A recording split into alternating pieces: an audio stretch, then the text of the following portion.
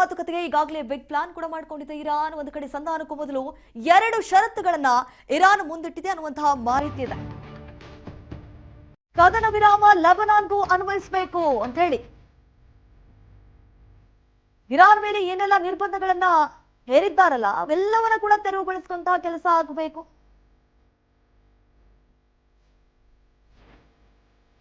ಈ ರೀತಿಯಾಗಿ ಪ್ಲಾನ್ ಮಾಡ್ಕೊಂಡಿದೆ ಇರಾನ್.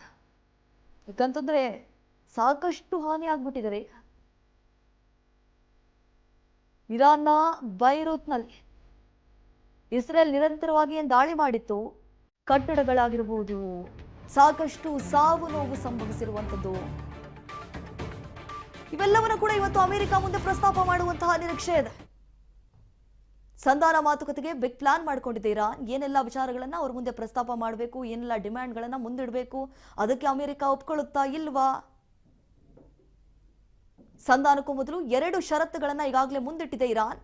ಈ ಷರತ್ತುಗಳನ್ನ ನೀವು ಒಪ್ಕೊಂಡ್ರೆ ಮಾತ್ರ ನಾವು ಈ ಒಂದು ಸಭೆಯಲ್ಲಿ ಭಾಗಿಯಾಗ್ತೀವಿ ಅಂತ ಹೇಳಿ. ಮೇ ಬಿ ಒಪ್ಕೊಳ್ಬಹುದು, ಒಪ್ಕೊಳ್ದೆ ಇರಬಹುದು, ಗೊತ್ತಿಲ್ಲ.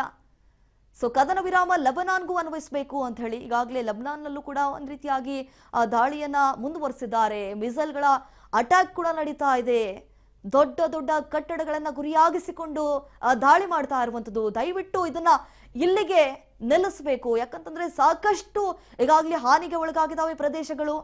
ಈ ರೀತಿ ಆಗ್ಬಿಟ್ರೆ ನಮ್ಗೆ ಕಷ್ಟ ಆಗುತ್ತೆ ಮುಂದೆ. ಇರಾನ್ ಮೇಲೆ ಏನೆಲ್ಲ ಷರತ್ತುಗಳನ್ನ ನಿರ್ಬಂಧಗಳನ್ನ ಹೇರಿದ್ದಾರೆ ಅವೆಲ್ಲವನ್ನ ಕೂಡ ಆದಷ್ಟು ಬೇಗ ತೆರವುಗೊಳಿಸುವಂತಹ ಕಾರ್ಯಕ್ಕೆ ಮುಂದಾಗಬೇಕು ಅಂತ ಹೇಳಿ ಈಗಾಗಲೇ ಇರಾನ್ ಕೆಲವೊಂದಿಷ್ಟು ಷರತ್ತುಗಳನ್ನ ಮುಂದಿಟ್ಟಿದೆ. ಅಮೆರಿಕ ಇದಕ್ಕೆ ಒಪ್ಕೊಳ್ಳುತ್ತಾ ಇಲ್ವಾ ಅನ್ನೋದು ಕಾದ್ ನೋಡಬೇಕಾಗಿದೆ.